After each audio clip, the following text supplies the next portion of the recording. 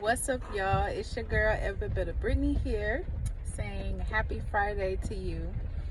But also, I wanted to come and share something. I'm noticing that sometimes there are moments in your life where, you look up and you notice that the things that you used to do to help get you through one season of your life, you don't do as much in the next season. And sometimes that makes you question, if you've lost your ability to do those things, if you've lost the motivation to do those things. But then you notice that the things you used to pray for in one area of your life, you've now come to experience the fruit of those prayers. And maybe you're not praying so much in that area so much because you're actually starting to experience the fruit and the manifestation and the transformation of God moving in your life in those areas. And now it brings you to the place to where the things you used to pray for, you don't pray for those things anymore because those things are minute, and you start to experience God on a new level, and you start to see him for who he is more than what he can do for you. And so that's the kind of season I'm in. And I used to question if I'm doing the right things, saying the right things, praying the right things. But then I remember Jacob. There are so many characters and stories in the Bible where they didn't talk about how this particular person prayed so much. With Jacob, it was the way he served.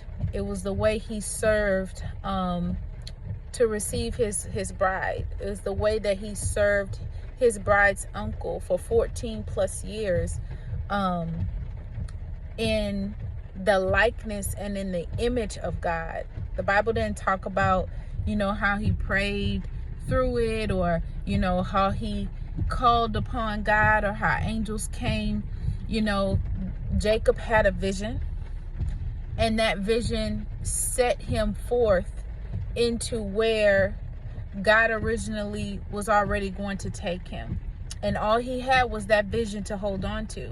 And he prayed as he got ready to go on to his journey.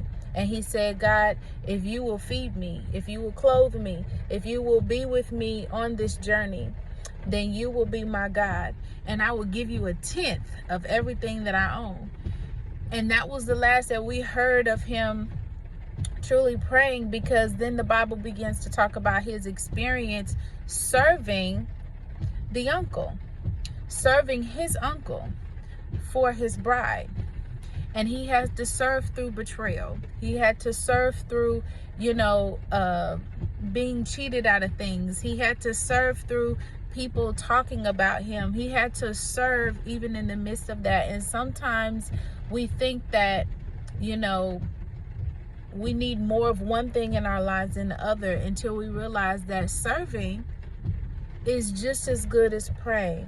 It's not to neglect praying, because that's still a part of who we are as believers and what we do to have communication with God. But serving, if you're in the season of serving through all aspects of life, no matter what comes your way, I want to pray that God will give you the strength to continue to serve, even through betrayal, even through being mocked, even through confusion and uncertainty, even through feeling left out, even through feeling like your dreams are not being fulfilled or met, promises you are still praying and seeking God for, even through the transformation process of becoming from out of one season into the next. Even as you journey to your next season, I want to pray that God gives you the strength and the ability to still continue to serve and live purposely in who God says you are in this season, even as you're transitioning into that individual. Because there is a process, and you're going to go through some unlearning. You're going to go through some tests. You're going to go through some trials. You're going to go through some things that's going to trigger you, that's going to make you want to speak out, lash out.